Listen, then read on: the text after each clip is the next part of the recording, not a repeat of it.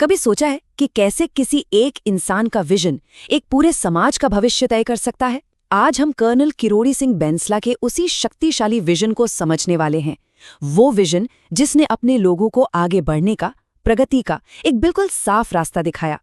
तो चलिए इस सोच को जरा करीब से देखते हैं। ये जो पंक्तियां हैं ना, ये सिर्फ कोई कविता नहीं है। ये कर्नल बैंसाला के पूरे व्यक्तित्व का, उनकी शख्सियत का सार हैं। मतलब एक ऐसा कर्नल जिसकी छाती इतनी मजबूत थी कि वो चलती गोलियों से भी नहीं डरा, और जिसने दुनिया में गुज्जर समाज का नाम ऊंचा किया।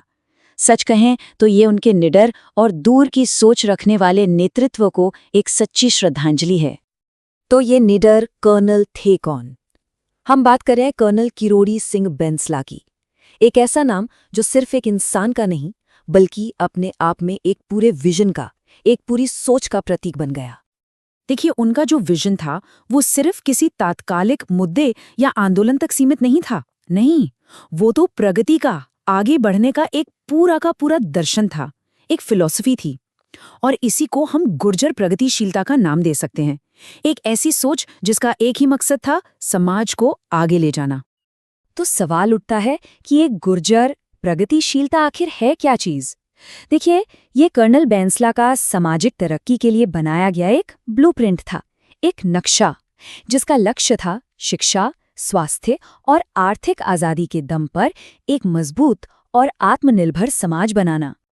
तो चलिए अब व्यक्ति से आगे बढ़कर उनके उस खास संदेश को समझते हैं जिसकी उन्होंने हमेशा अपने समाज के लिए बात की।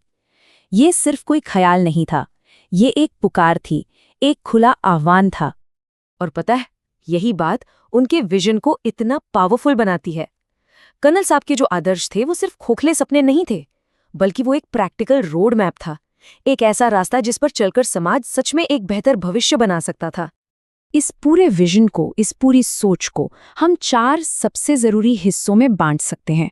ये वो 4 स्तंभ हैं जिन पर एक तरक्की करते हुए समाज की नींव टिकी होती है। अब ये जो 4 स्तंभ है ना, इनमें सबसे दिलचस्प बात है इनका आपस का कनेक्शन, इनका जुड़ाव। जरा सोचिए, सबसे पहले अच्छी शिक्षा, जो आने वाली पीढ़ियों के लिए सारे दरवाजे खोल देती है। फिर अच्छा स्वास्थ्य, ताकि शरीर में इतनी ताकत हो कि उन मौकों का फायदा उठाया जा सके। तीसरा, एक पढ़ी लिखी माँ, जो सिर्फ एक इंसान को नहीं बल्कि पूरे परिवार को, पूरी नस्ल को शिक्षित और सशक्त बनाती है। और आखिर में एक कर्ज मुक्त समाज, जो आपको आर्थिक रूप से आजाद और स्थिर बनाता है। ये चारों एक दूसरे से कैसे जुड़े हैं, देख रहे हैं? एक के बिना दूसरा अधूरा है।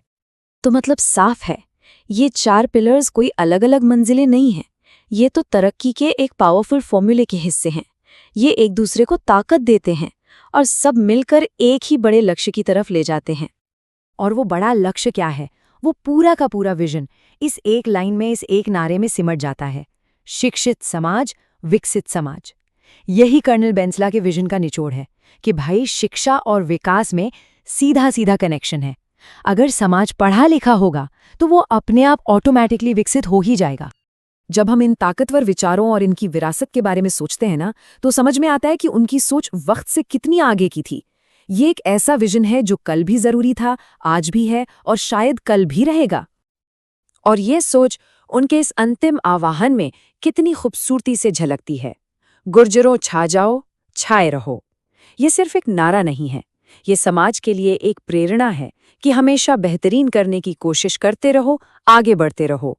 ये एक तरह से एक आशीर्वाद भी है और एक चुनौती भी। तो हम आज की बात इसी एक बड़े सवाल पर खत्म करते हैं कि आखिर कैसे किसी एक इंसान का विजन, किसी एक व्यक्ति की सोच एक पूरे समाज का भविष्य बन जाती है। ये सवाल हमें लीडरशिप की ताकत और उन साझे आदर्शों पर सोचने पर मजबूर करता है जिनमें इतिहास को बदलने की, उसे एक नई शक्ल देने की क्षमता होती है।